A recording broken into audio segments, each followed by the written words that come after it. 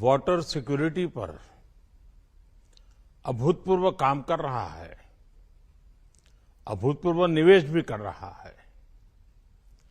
हमारी संवैधानिक व्यवस्था में पानी का विषय राज्यों के नियंत्रण में आता है। जल संरक्षण के लिए राज्यों के प्रयास देश के सामूहिक लक्ष्यों को प्राप्त करने में बहुत सहायक होंगे। ऐसे में वाटर विजन एट 2047 अगले 25 वर्षों की अमृत यात्रा का एक महत्वपूर्ण आयाम है। साथियों, इस सम्मेलन में होल ऑफ द गवर्नमेंट और होल ऑफ द कंट्री, इसके विजन को सामने रखकर चर्चाएं होना बहुत स्वाभाविक और आवश्यक भी है। होल ऑफ गवर्नमेंट का एक पहलू ये भी है कि सभी सरकारें एक सिस्टम की तरह, एक ऑर्गेनिक एंटिटी की तरह काम करें। राज्यों में भी विभिन्न मंत्रालय, जैसे जल मंत्रालय हो, सिंचाई मंत्रालय हो, कृषि मंत्रालय हो, ग्रामीण विकास मंत्रालय हो, पशुपालन का विभाग हो, उसी प्रकार से शहरी विकास मंत्रालय,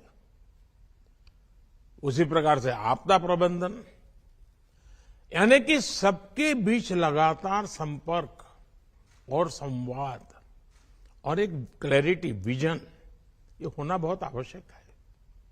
अगर विभागों को एक दूसरे से जुड़ी जानकारी होगी, उनके पास पूरा डेटा होगा, तो उन्हें अपनी प्लानिंग में भी मदद मिलेगी। साथियों, हमें ये भी समझना होगा कि सरकार के अकेले प्रयास से ही सफलता नहीं आती।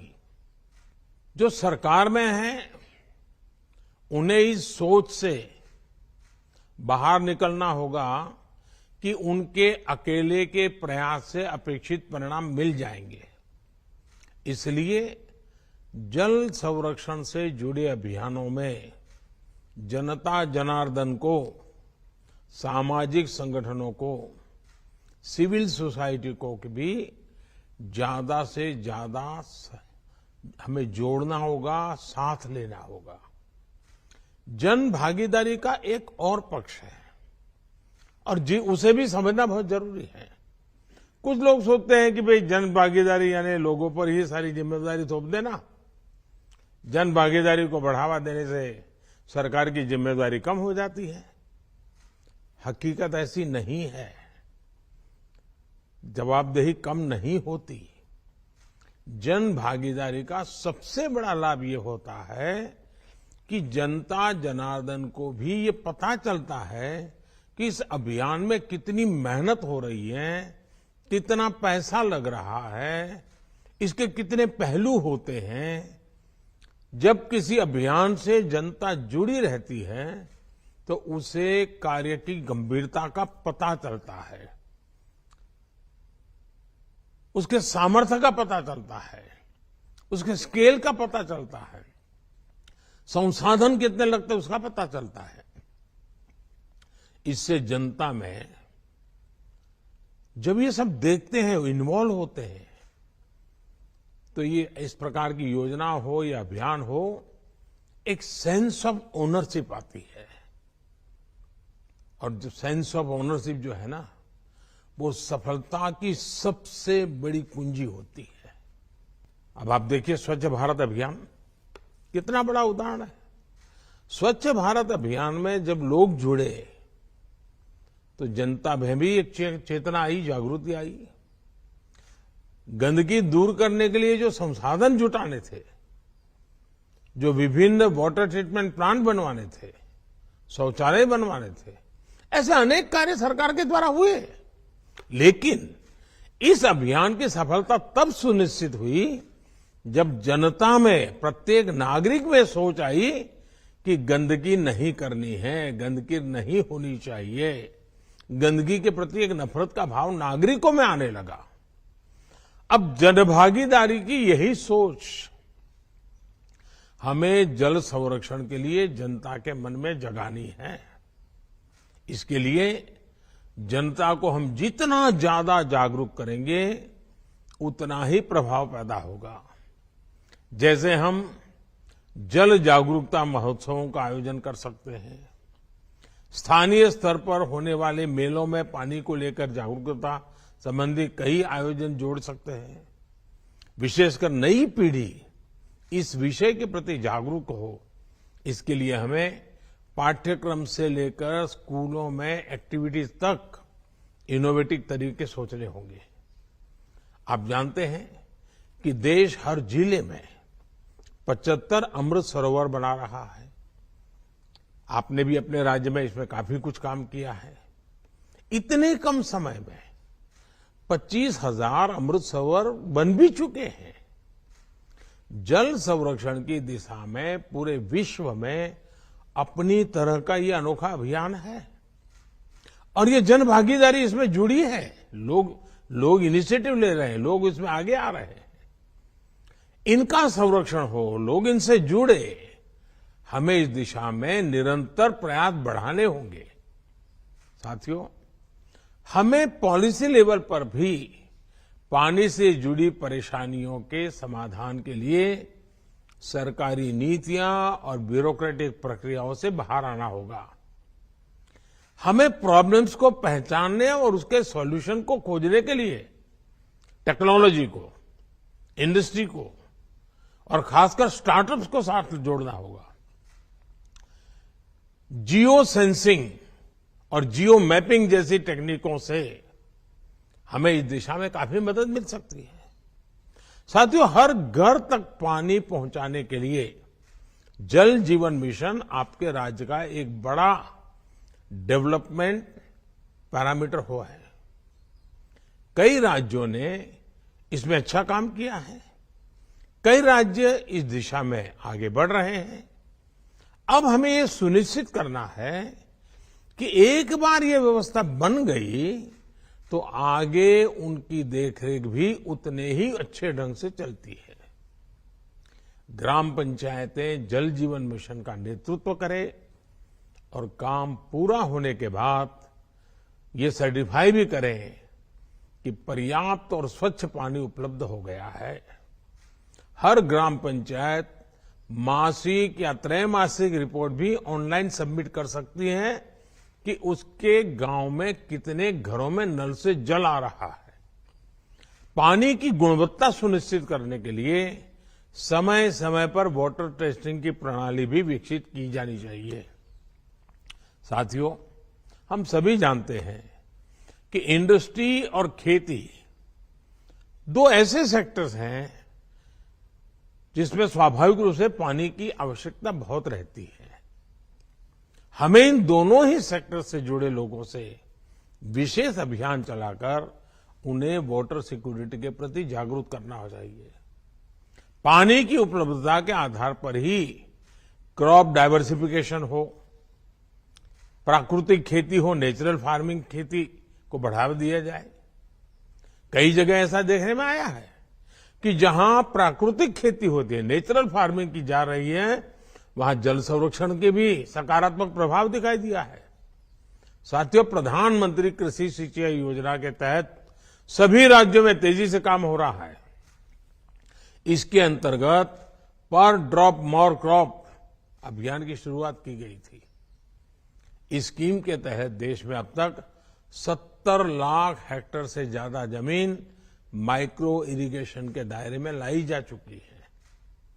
सभी राज्यों को माइक्रो इरिगेशन को लगातार बढ़ावा देना चाहिए। ये जल संरक्षण के लिए बहुत आवश्यक योजना है। अब डायरेक्ट कैनाल की जगह पाइपलाइन आधारित नई योजनाएं लाई जा रही है। इसको और भी आगे ले जाने की जरूरत है। साथियों, जल संरक्षण के लिए केंद्र ने अटल भूजल संरक्षण योजना की शुरुआत की है। ये एक संवेदनशील अभियान है और इसे उतनी ही संवेदनशीलता से आगे बढ़ाने की जरूरत है। भूजल प्रबंधन के लिए बनाए गए प्राधिकरण सख्ती से इस दिशा में काम करे, ये भी जरूरी है। भूजल रिचार्ज के लिए सभी जिलों में बड़े पैमाने पर वाटर शेड का काम होना जरूरी है। और मैं तो चाहूंगा कि मनरेगा में सबसे अधिक काम पानी के लिए करना चाहिए। पहाड़ी क्षेत्रों में स्प्रिंग शेड को पुनर्जीवित करने का कार्यक्रम शुरू किया गया है। इस पर तेजी से काम करना होगा। जल संरक्षण के लिए आपके राज्य में वन क्षेत्रों को बढ़ाना वो भी उतना ही जरूरी है। इसके लिए पर्यावरण मंत्रालय और जल मंत्रालय साथ मिलकर काम करें। लगातार पानी पहुंचाने के लिए जरूरी है कि पानी के सभी स्थानीय स्रोतों के संरक्षण पर भी ध्यान दिया जाए। ग्राम पंचायतें अपने लिए अगले 5 साल का एक्शन प्लान भी बनाएं। पानी को केंद्र में रख करके बनाएं, जिसमें पानी सप्लाई से लेकर स्वच्छता और वेस्ट मैनेजमेंट तक का रोड मैप हो। किस गांव में कितना पानी आवश्यक है और उसके लिए क्या काम हो सकता है, इसके आधार पर कुछ राज्यों में पंचायत स्तर पर वाटर बजट तैयार किया गया है। इसे भी दूसरे राज्यों द्वारा अपनाया जा सकता है। हाल के वर्षों में हमने देखा है कि कैच द रेन अभियान उसने एक आकर्षण तो पैदा किया है, लेकिन सफलता के लिए अभी बहुत कुछ करना जरूरी है। बहुत आवश्यक है कि इस तरह के अभियान राज्य सरकार की रोजमर्रा की गतिविधि का एक सहज स्वभाव बन जाना चाहिए। राज्य सरकार के सालाना अभियान का वो अनिवार्य हिस्सा हो जाना चाहिए। और इस तरह के अभियान के लिए बारिश का इंतजार करने के बजाय बारिश से पहले ही सारी प्लानिंग करना बहुत जरूरी है। साथियों, इस बजट में सरकार ने सर्कुलर इकोनॉमी पर बहुत जोर दिया है। जल संरक्षण के क्षेत्र में भी सर्कुलर इकोनॉमी की बड़ी भूमिका है। जब ट्रीटेड वाटर को रीयूज किया जाता है, फ्रेश वाटर को कंजर्व किया जाता है, तो उससे पूरे इकोसिस्टम को बहुत लाभ होता है। इसलिए पानी का ट्रीटमेंट, पानी की रिसाइकलिंग आवश्यक है। राज्यों द्वारा विभिन्न कार्यों में ट्रीटेड वाटर का इस्तेमाल बढ़ाने की योजना और उसमें वेस्ट में से बेस्ट इनकम भी होती है। आपको लोकल नीड्स की मैपिंग करनी होगी, उस हिसाब से योजनाएं बनानी होगी।